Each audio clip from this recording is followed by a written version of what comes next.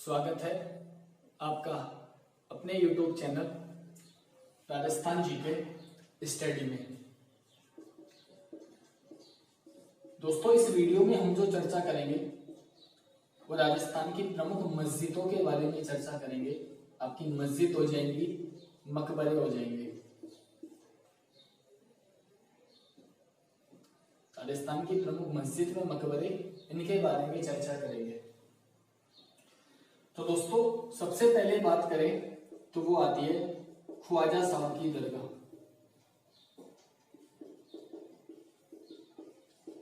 ख्वाजा साहब की दरगाह, ये जो दरगाह है किस जिले में स्थित है? आपके अजमेर जिले में स्थित है। ये जो दरगाह है किस जिले में स्थित है? अजमेर जिले में स्थित है। और कौन सी पहाड़ी पर है? तारागढ़ पहाड़ी पर है। ख्वाजा साहब की दरगाह किस जिले में? अजमेर में। किस पहाड़ी पर? तारागढ़ की पहाड़ी पर। तो तारागढ़ की पहाड़ी किस जिले में? अजमेर जिले में। कहते हैं कि ख्वाजा साहब की जीवनी लिखी गई थी।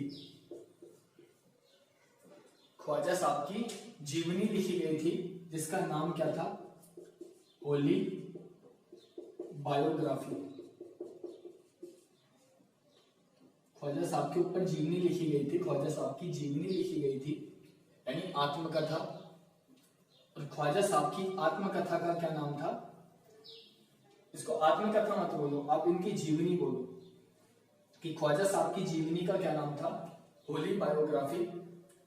और ये लिखने वाला कौन था? मिर्जा वजीउद्दीन बेग।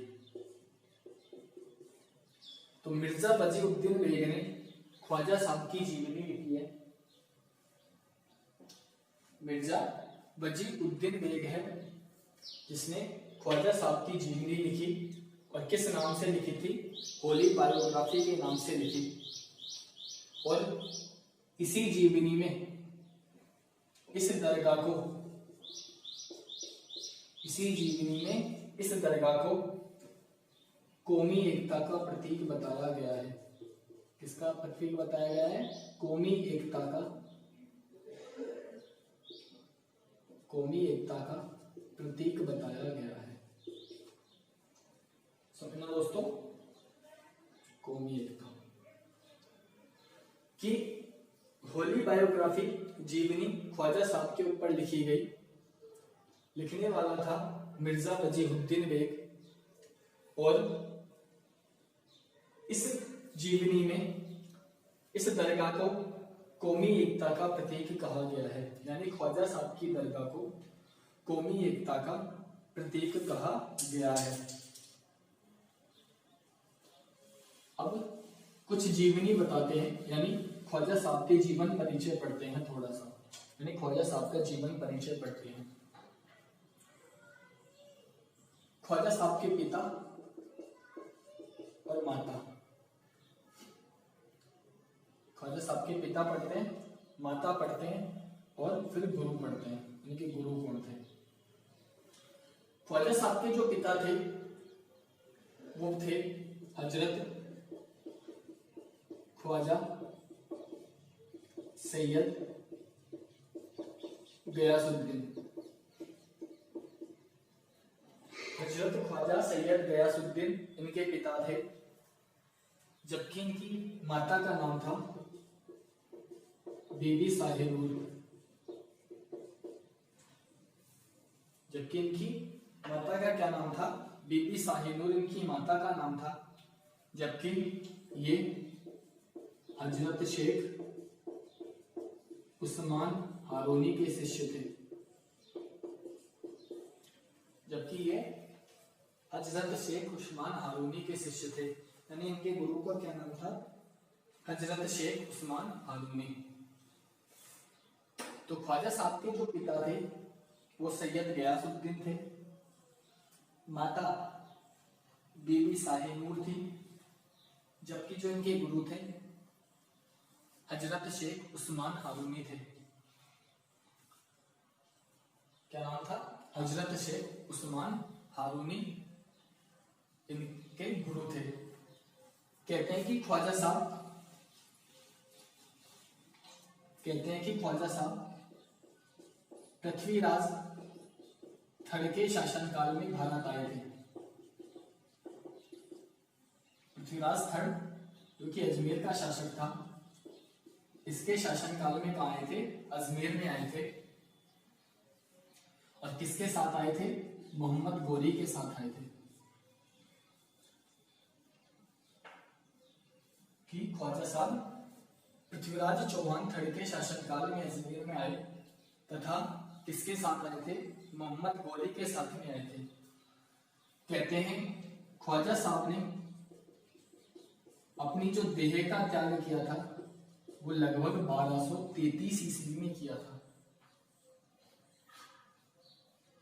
ख्वाजा साहब ने अपनी जो देह का त्याग किया था वो लगभग 1233 ईस्वी में किया था। और जिस स्थान पर इन्होंने अपनी देह त्यागी उस स्थान पर एक कच्ची मजार का निर्माण भी किया गया था। एक कच्ची मजार का निर्माण किया गया जिस स्थान पर इन्होंने देह त्यागी थी। यानी कहां पर त्यागी थी? आपके तारागढ़ की पहाड़ी तारागढ़ की पहाड़ी पर। कहते हैं कि इस कच्ची मजार की जगह जो पक्की मजार का निर्माण करवाया था, इस कच्ची मजार की जगह जो पक्की मजार का निर्माण करवाया था वो गयासुद्दीन मोहम्मद खिलजी ने करवाया था। यानी कच्ची मजार की जगह जो पक्की मजार का निर्माण करवाया था वो गयासुद्दीन मोहम्मद खिलजी ने करवाया था। जबकि इस दरगाह की जो सबसे पुरानी इमारत मानी जाती है, इस दरगाह की जो सबसे पुरानी इमारत मानी जाती है वो आपका बुलंद दरवाजा मानी जाती है। क्या मानी जाती है? बुलंद दरवाजा। की पक्की मजार का निर्माण तो गयासुद्दीन मोहम्मद खिलजी ने करवाया। इस कच्ची मजार यानी इस मजार की यानी इस दरगाह की जो सबसे पुरानी इमारत मानी जाती है वो बुलंद दरवाजा मानी जाती है। और कहते हैं कि जो ख्वाजा साहब का उर्स लगता है, यानी ख्वाजा साहब का उर्स आयोजित किया जाता है, ये उर्स शुरू जब होता है जब इस बुलंद दरवाजे पर झंडा फहराया जाता है। और झंडा फहराता कौन है? भीलवाड़ा का गोरी परिवार। कहां का गोरी परिवार? भीलवाड़ा का गोरी परिवार। यानी पक्की मजार का निर्माण गयासुद्दीन मोहम्मद खिलजी ने। इस दरगाह की जो सबसे पुरानी इमारत है वो क्या कहलाती है? बुलंद दरवाजा। बुलंद दरवाजा इस दरगाह की यानी ख्वाजा साहब की दरगाह की सबसे पुरानी इमारत है। कहते हैं कि इस दरवाजे पर झंडा फहराया जाता है। यानी जब उर्स शुरू होता है, उर्स तब शुरू होता है ख्वाजा साहब का जब इस बुलंद दरवाजे पर झंडा फहराया जाता है। और वो झंडा कौन फहराता है? भीलवाड़ा का गोरी परिवार। और इस गोरी परिवार के द्वारा जैसे ही बुलंद दरवाजे पर झंडा फहराया जाता है उसी समय से उर्स आयोजन स्टार्ट हो जाता है। किसका? ख्वाजा साहब का। ठीक है, तो ख्वाजा साहब का उर्स में जो झंडा फहराया जाता है बुलंद दरवाजे पर वो कहाँ का परिवार फहराता है? कहाँ का परिवार पहनाता है? भीलवाड़ा का गोरी परिवार पहनाता है। तो ये थी आपके बुलंद दरवाजा। कहते हैं कि इसका जो निर्माण करवाया था बुलंद दरवाजे का वो गयासुद्दीन खिलजी ने करवाया था। बुलंद दरवाजे का निर्माण किसने करवाया था? गयासुद्दीन खिलजी ने करवाया था। बुलंद दरवाजे का निर्माण किसने करवाया था? गयासुद्दीन खिलजी ने करवाया था। आगे बात करें इस इस दरगाह के बारे में। कहते हैं कि इस दरगाह में 2 देग हैं। देग यानी कढ़ाइयां। इस दरगाह में 2 देग रखी हुई हैं। एक तो बड़ी देग जिसका निर्माण किसने करवाया था? अकबर ने। और एक है कौन सी? छोटी देग जिसका निर्माण किसने करवाया था? जहांगीर ने करवाया था। तो इस दरगाह में कुल कितनी देग है? 2 देग है। इसमें बड़ी का निर्माण अकबर ने, जबकि छोटी का निर्माण किसने करवाया था? जहांगीर ने करवाया था। जबकि यहां पर एक मस्जिद है जिसको जामा मस्जिद कहते हैं। इसी दरगाह में एक मस्जिद स्थित है। तो मस्जिद किस नाम से जानी जाती है? जामा मस्जिद के नाम से जानी जाती है। इस जामा मस्जिद को शाहजहानी मस्जिद भी कहते हैं। इस जामा मस्जिद को शाहजहानी मस्जिद भी कहते हैं। और इस मस्जिद का जो निर्माण करवाया था वो शाहजहां ने करवाया था। यानी इस दरगाह में जो मस्जिद है जामा मस्जिद, इस दरगाह में जो मस्जिद स्थित है जामा मस्जिद, उसे शाहजहानी मस्जिद भी कहते हैं। और इस मस्जिद का निर्माण किसने करवाया था? शाहजहां ने करवाया था। कहते हैं कि इस मस्जिद के निर्माण में, ये जो शाहजहानी मस्जिद है, इस मस्जिद के निर्माण में 2,40,000 रुपए खर्च हुए थे। कितने हुए थे? 2,40,000 रुपए खर्च हुए थे। आगे की बात करें ख्वाजा साहब के बारे में। मैं ख्वाजा साहब के बारे में 2-4 बातें बताता हूं। कहते हैं कि गोली ने ख्वाजा साहब को सुल्तान-ए-हिंद की उपाधि दी। गोली ने ख्वाजा साहब को सुल्तान-ए-हिंद की उपाधि दी, जबकि ख्वाजा साहब ब्रज भाषा में साहित्य की रचना किया करते थे। जो ख्वाजा साहब थे, अपना खुद का जो साहित्य लिखा है ख्वाजा साहब ने, वो किस भाषा में लिखा है? ब्रज भाषा में लिखा है। यानी गोरी ने तो ख्वाजा साहब को सुल्तान-ए-हिंद की उपाधि दी, जबकि ख्वाजा साहब ब्रज भाषा में साहित्य की रचना किया करते थे। कहते हैं कि ख्वाजा साहब का जो उर्स आयोजित किया जाता है वो रजब की पहली तारीख से लेकर 6 तारीख तक आयोजित किया जाता है। रजब की पहली तारीख से लेकर 6 तारीख तक आयोजित किया जाता है ख्वाजा साहब का उर्स। कहते हैं कि ये जो ख्वाजा साहब की दरगाह है, ख्वाजा साहब की जो दरगाह है, यह है मुसलमानों का दूसरा सबसे बड़ा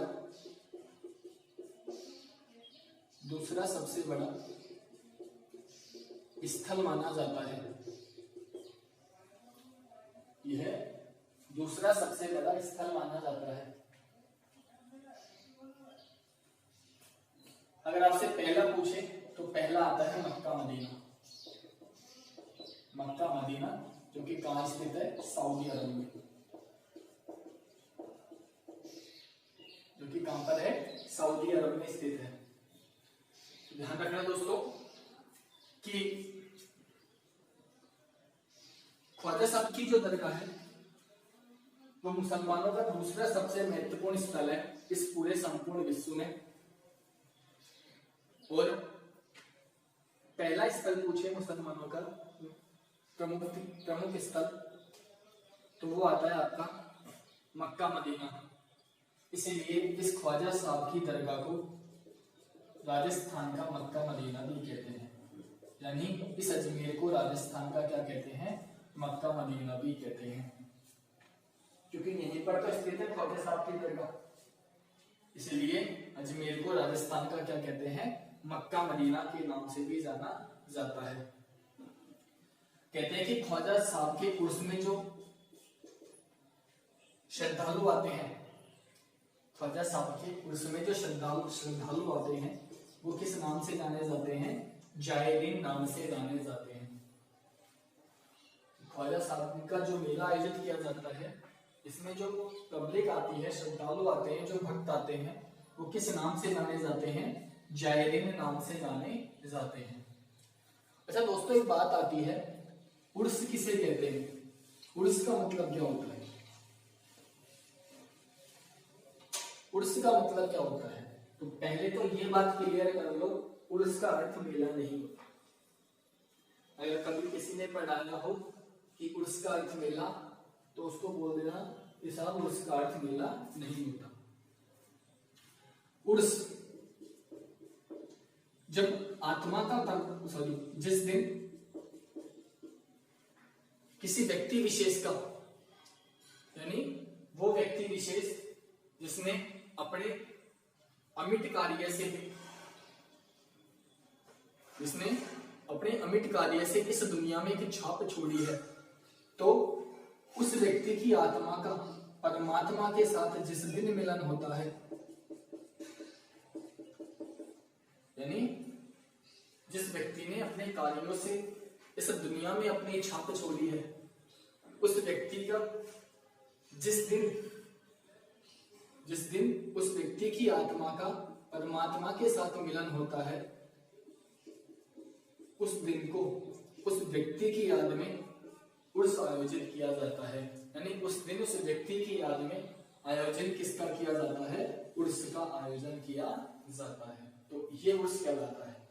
यानी उर्स का शाब्दिक अर्थ है आत्मा का परमात्मा से मिलन। उर्स का अर्थ मेला नहीं होता, उर्स का अर्थ होता है आत्मा का परमात्मा के साथ मिलन। उर्स का मतलब होता है आत्मा का परमात्मा के साथ मिलन। दूसरी मस्जिद हजरत शक्कर पीर बाबा की दरगाह, ये राजस्थान की दूसरी मस्जिद है। पहली मस्जिद खत्म हो गई ख्वाजा साहब की दरगाह, और राजस्थान की दूसरी मस्जिद आती है, कौन सी है वो, हजरत शक्कर पीर बाबा की दरगाह। ये जो स्थित है वो कहां पर स्थित है, नरहड़ गांव झुंझुनू में स्थित है। कहां पर स्थित है, नरहड़ गांव झुंझुनू में स्थित है। सबसे पहले क्वेश्चन यही पूछेगा कि हजरत शक्कर पीर बाबा की दरगाह कहां पर स्थित है, तो नरहड़ गांव झुंझुनू में स्थित है हजरत शक्कर पीर बाबा की दरगाह। कहते हैं कि यहां जो उर्स आयोजित किया जाता है वो प्रतिवर्ष जन्माष्टमी के दिन आयोजित किया जाता है, यानी भाद्रपद कृष्णा अष्टमी जन्माष्टमी, यानी प्रतिवर्ष जन्माष्टमी को उर्स आयोजित किया जाता है हजरत शक्कर पीर बाबा का। कहते हैं कि इस दरगाह के 3 प्रमुख दरवाजे हैं। इस दरगाह के 3 प्रमुख दरवाजे हैं, और इन दरवाजों में जो पहला माना जाता है वो बुलंद दरवाजा,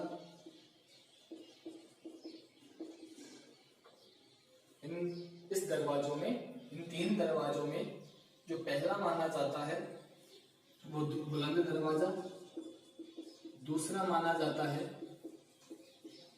बसेती दरवाजा, और तीसरा माना जाता है बगली दरवाजा। तीसरा कौन सा माना जाता है, बगली दरवाजा माना जाता है। तो हजरत शक्कर पीर बाबा, इसके कुल 3 दरवाजे हैं, यानी इस दरगाह के कुल 3 दरवाजे हैं। पहला बुलंद दरवाजा, दूसरा बसेती दरवाजा, और तीसरा कौन सा है, बगली दरवाजा। कहते हैं कि हजरत शक्कर पीर बाबा को बांगड़ का पीर या बांगड़ का धनी भी कहते हैं। बांगड़, मैं बांगड़ बोल रहा हूँ, बांगड़ नहीं बोल रहा दोस्तों, बांगड़ और बांगड़ में फर्क है। तो बांगड़ का पीर या बांगड़ का धनी किसे कहते हैं, हजरत शक्कर पीर बाबा को कहते हैं। किसे कहते हैं, हजरत शक्कर पीर बाबा को कहते हैं। और शेख सलीम चिश्ती इन्हीं के शिष्य हैं। शेख सलीम जो चिश्ती हैं,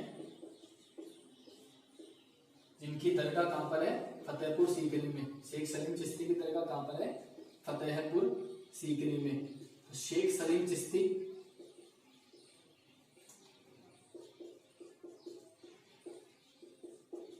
शेख सलीम चिश्ती किसके शिष्य माने गए हैं, हजरत शक्कर पीर बाबा के माने गए हैं। कहते हैं कि इस राजस्थान की जो सबसे बड़ी दरगाह मानी जाती है, इस राजस्थान की सबसे बड़ी दरगाह जो मानी जाती है वो हजरत शक्कर पीर बाबा की दरगाह मानी जाती है। इस राजस्थान की जो सबसे बड़ी दरगाह मानी जाती है वो हजरत शक्कर पीर बाबा की दरगाह मानी जाती है। जबकि जो सबसे बड़ा उर्स माना जाता है वो ख्वाजा साहब का उर्स माना जाता है। दोनों में फर्क है दोस्तों। दरगाह तो किसकी सबसे बड़ी है, हजरत शक्कर पीर बाबा, जो कि नरगढ़ गांव झुंझुनू में है। जबकि उर्स सबसे बड़ा किसका है, ख्वाजा साहब का, जो कि किस जिले में आयोजित किया जाता है, अजमेर में आयोजित किया जाता है। अगला देखते हैं। अगली मस्जिद के बारे में बात करें तो अगली जो आती है वो आती है शेख हमीमुद्दीन नागौरी। दोस्तों एक तो है शेख हमीमुद्दीन चिश्ती और एक है शेख हमीमुद्दीन नागौरी। एक तो है शेख हमीमुद्दीन चिश्ती और एक है शेख हमीमुद्दीन नागौरी। तो शेख हमीमुद्दीन जो नागौरी है, इनकी दरगाह किस जिले में है, नागौर जिले में। इसे नाम से ही पता लग रहा है नागौरी, तो नागौरी का मतलब नागौर। तो शेख हमीमुद्दीन नागौरी, शेख हमीमुद्दीन नागौरी, इनकी जो दरगाह है वो किस जिले में है, नागौर जिले में है। और ये शिष्य किसके माने गए हैं, ये ख्वाजा साहब के शिष्य माने गए हैं। किसके शिष्य माने गए हैं, ख्वाजा साहब के शिष्य माने गए हैं। कहते हैं कि ख्वाजा साहब ने इन्हें सन्यासियों का सुल्तान कहा। ख्वाजा साहब ने इन्हें सन्यासियों का सुल्तान या सुल्तान ए तारकिन की उपाधि से सम्मानित किया। यानी शेख हमीमुद्दीन नागौरी के गुरु कौन थे, ख्वाजा साहब, जिनकी दरगाह कहां पर है, अजमेर में। और इन्हीं ख्वाजा साहब ने इन शेख हमीमुद्दीन नागौरी को किस नाम से पुकारा था, सन्यासियों का सुल्तान या सुल्तान ए तारकिन के नाम से पुकारा था। तो राजस्थान का सबसे बड़ा उर्स कहां आयोजित किया जाता है, अजमेर जिले में। किसका उर्स लगता है, ख्वाजा साहब का उर्स। लेकिन जो दूसरा सबसे बड़ा उर्स लगता है, मैं उर्स की बात कर रहा हूं, वो उर्स शेख हमीमुद्दीन नागौरी का लगता है। दूसरा सबसे बड़ा उर्स किसका लगता है, शेख हमीमुद्दीन नागौरी का लगता है। और किस जिले में लगता है, आपके नागौर जिले में लगता है। यानी राजस्थान की सबसे बड़ी मस्जिद हजरत शक्कर पीर बाबा की मस्जिद, सबसे बड़ा उर्स ख्वाजा साहब का उर्स, और दूसरा सबसे बड़ा उर्स शेख हमीमुद्दीन नागौरी का उर्स माना जाता है। तो ये थी राजस्थान की तीसरी मस्जिद, शेख हमीमुद्दीन नागौरी की मस्जिद। इसके बाद तीसरे नंबर पर आता है अलाउद्दीन खिलजी का मकबरा।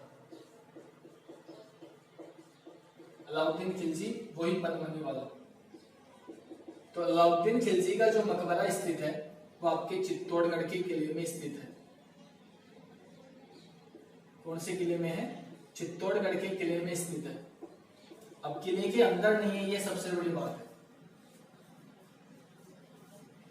कि अलाउद्दीन खिलजी का जो मकबरा है वो चित्तौड़गढ़ किले के अंदर स्थित नहीं है। इस चित्तौड़गढ़ जो किला है इसकी तलहटी में, इस चित्तौड़गढ़ का जो किला है इसकी तलहटी में इस अलाउद्दीन खिलजी का मकबरा बना हुआ है। और इस मकबरे से एक फारसी शिलालेख प्राप्त हुआ है। इस मकबरे से एक फारसी शिलालेख प्राप्त हुआ है जिसमें एक को यानी अलाउद्दीन खिलजी को ईश्वर की परछाई व संसार का रक्षक कहा गया है। ऐसा मैं नहीं कह रहा दोस्तों, ऐसा इतिहास कह रहा है कि ईश्वर की परछाई व संसार का रक्षक कहा गया है। एक को इस फारसी शिलालेख में, जो कि कहां से प्राप्त हुआ है? अलाउद्दीन खिलजी के मकबरे से प्राप्त हुआ है। और इसी शिलालेख में इस चित्तौड़गढ़ का नाम क्या मिलता है? खिजराबाद मिलता है। और इसी शिलालेख में चित्तौड़गढ़ का नाम क्या मिलता है? खिजराबाद नाम मिलता है। इसके बाद चौथी मस्जिद की बात करें तो चौथी जो मस्जिद आती है वो आती है अढ़ाई दिन का झोपड़ा। कौन सी आती है? अढ़ाई दिन का झोपड़ा। तो अढ़ाई दिन का झोपड़ा कहां स्थित है? आपके अजमेर जिले में स्थित है। कहते हैं कि इसका निर्माण किसने करवाया था? कुतुबुद्दीन ऐबक ने। इसका निर्माण किसने करवाया था? कुतुबुद्दीन ऐबक ने करवाया था। कहते हैं कि इस अढ़ाई दिन का झोपड़ा जिस स्थान पर बना हुआ है, कि अढ़ाई दिन का झोपड़ा जिस स्थान पर बना हुआ है उस स्थान पर पहले एक संस्कृत पाठशाला थी। क्या थी? एक संस्कृत पाठशाला थी या संस्कृत विद्यालय था जिसका क्या नाम था? सरस्वती कंठाभरण। उस पाठशाला या विद्यालय का नाम क्या था? सरस्वती कंठाभरण। और इस पाठशाला का निर्माण किसने करवाया था? विग्रहराज चतुर्थ ने। किसने करवाया था? विग्रहराज चतुर्थ ने इसका निर्माण करवाया था। तो अढ़ाई दिन का झोपड़ा अजमेर में निर्माण कुतुबुद्दीन ऐबक करवाएगा। संस्कृत पाठशाला को तोड़कर, और वो संस्कृत पाठशाला का नाम क्या था? सरस्वती कंठाभरण। और इस पाठशाला का निर्माण किसने करवाया था? विग्रहराज सेकंड ने। दोस्तों, इस मस्जिद के पीछे एक फारसी शिलालेख लिखा हुआ है। इस मस्जिद के पीछे एक फारसी शिलालेख लिखा हुआ है और इस लेख के अनुसार इस मस्जिद का निर्माता किसे माना जाता है? अबू बकर को माना जाता है। इस मस्जिद का निर्माता किसे माना जाता है? अबू बकर को माना जाता है। मैं इस शिलालेख के अनुसार बता रहा हूं, फारसी शिलालेख के अनुसार। वास्तव में इसका जो निर्माता है मस्जिद का वो कुतुबुद्दीन ऐबक है। और इस मस्जिद का जो डिजाइन तैयार किया है, और इस मस्जिद का जो डिजाइन तैयार किया है वो अबू बकर ने किया है। लेकिन फारसी शिलालेख ये कहता है कि इस मस्जिद का निर्माण अबू बकर ने किया है। आप याद क्या रखोगे कि अढ़ाई दिन का झोपड़ा ऐबक ने बनवाया, जबकि इस झोपड़े यानी मस्जिद का डिजाइन अबू बकर ने तैयार किया था। ठीक है दोस्तों, इस अढ़ाई दिन के झोपड़े पर आपको कुछ पंक्तियां देखने को मिलती हैं अरकेली नाटक की। इस हराइतम के झोंपड़े पर आपको हरकेली नाटक की कुछ पंक्तियां देखने को मिलती है। और ये हरकेली नाटक भी किसने लिखा था? विग्रहराज गोर्थ ने लिखा था, संस्कृत भाषा में। दोस्तों, इसने हरकेली नाटक की कुछ पंक्तियां इसे संस्कृत पाठशाला पर लिखवाई थी। और जब इस सेवक ने इस संस्कृत पाठशाला को तुड़वाया तो इसी पाठशाला के मंदिरों से इसने इस मस्जिद का निर्माण करवाया था। इसलिए इस नाटक की कुछ पंक्तियां आज भी इस मस्जिद पर देखी जा सकती है। अगली मस्जिद के बारे में बात करें तो आती है सैयद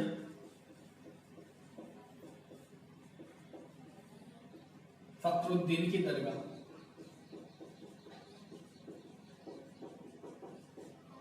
कौन सी आती है? सैयद फखरुद्दीन की दरगाह। तो दोस्तों, सैयद फखरुद्दीन की जो दरगाह स्थित है वो गलियाकोट डूंगरपुर में स्थित है। सैयद फखरुद्दीन की जो दरगाह है वो कहां पर स्थित है? गलियाकोट डूंगरपुर में स्थित है, जो दाऊदी बोहरा संप्रदाय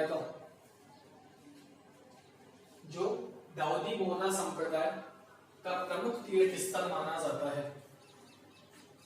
किसका माना जाता है? दाऊदी बोहरा संप्रदाय का प्रमुख तीर्थ स्थल माना जाता है। तो सैयद फखरुद्दीन की दरगाह कहां पर है? गलियाकोट डूंगरपुर में स्थित है। आगे की बात करें, अगली जामा मस्जिद। अब जामा मस्जिद के बारे में आपको केवल एक ही बात याद करनी है, राजस्थान में 3 जामा मस्जिद है। राजस्थान में कितनी जामा मस्जिद है? 3 जामा मस्जिद है। एक जयपुर में है, एक भरतपुर में है और एक शाहाबाद बारा में स्थित है। तीनों लिख लो दोस्तों कि एक जयपुर में, एक भरतपुर में और एक शाहाबाद बारा में। राजस्थान में कितनी जामा मस्जिद है? 3, जयपुर, भरतपुर और शाहाबाद बारा में स्थित है। अब मैं आपको कुछ मस्जिदों के केवल नाम लिखाता हूं कि कौन सी मस्जिद किस जिले में स्थित है या कौन सा मकबरा किस जिले में स्थित है। जैसे अब्दुल्ला खां का मकबरा, ये अक्सर एग्जामों में पूछा जाता है। और अब्दुल्ला खां का मकबरा किस जिले में है? अजमेर जिले में है। अब्दुल्ला खां का मकबरा किस जिले में है? अजमेर जिले में है। उसके बाद एक मस्जिद आती है नलियासर मस्जिद। कौन सी मस्जिद है? नलियासर मस्जिद है। और नलियासर मस्जिद किस जिले में है?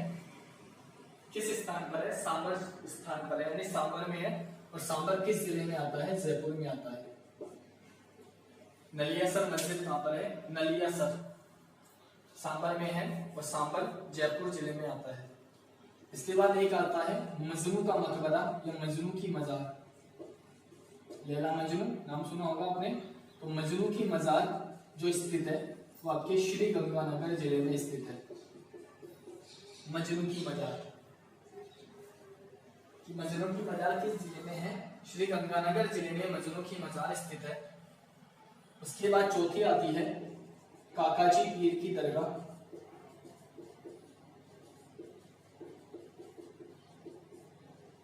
तो दोस्तों, काकाजी जो पीर की दरगाह है वो प्रतापगढ़ जिले में स्थित है। काकाजी जो पीर की दरगाह है वो प्रतापगढ़ जिले में स्थित है। और इसे कांठल का ताजमहल भी कहते हैं। इसे क्या कहते हैं? कांठल का ताजमहल भी कहते हैं। कांठल, तो कांठल का ताजमहल किसे कहते हैं? काकाजी पीर की दरगाह, जो कि किस जिले में स्थित है? आपके प्रतापगढ़ जिले में स्थित है। उसके बाद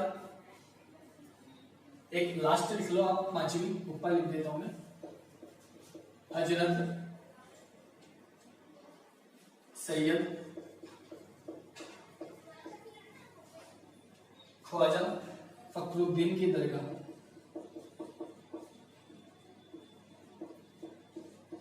हजरत सैयद ख्वाजा फखरुद्दीन की दरगाह।